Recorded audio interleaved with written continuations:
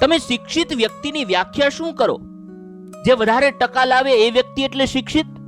જે યુપીએસસી જેવી પરીક્ષા પાસ કરીને અધિકારી બને એ વ્યક્તિ એટલે શિક્ષિત? જે ડોક્ટરેટની ડિગ્રી પ્રાપ્ત કરી લાવે એ વ્યક્તિ એટલે શિક્ષિત?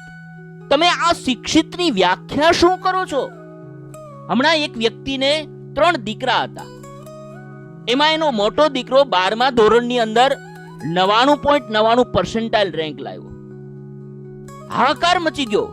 પરિવાર વાળા બધાની રિસ્પેક્ટ કરે, બધાના વખાણ કરે, એનું સન્માન કરે.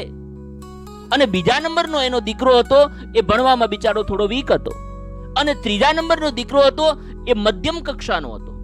એમાં એકવાર એના પિતાજી એ 2 કેરી લાવ્યા. દીકરા 3 હતા અને 2 કેરી લાવ્યા. એટલે પહેલી કેરી પેલા મોટા દીકરાને આપી કે જે ભણવામાં બહુ હોશિયાર હતો એને.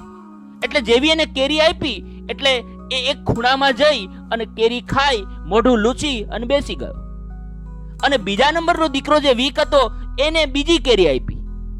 એટલે એ વ્યક્તિ પેલા પોતાના પિતાને સલાહ કરી, પપ્પા તમારે ખાવી, મમ્મી તમારે ખાવી.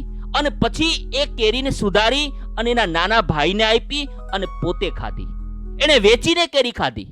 હવે તમે વિચાર કરો, આ 3 દીકરાની અંદરથી શિક્ષિત છોકરો કયો ગણવો? કયા વ્યક્તિને તમે શિક્ષિત ગણો?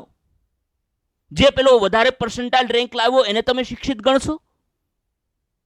કે પછી જે વ્યક્તિએ પેલી કેરી વેચીને ખાધી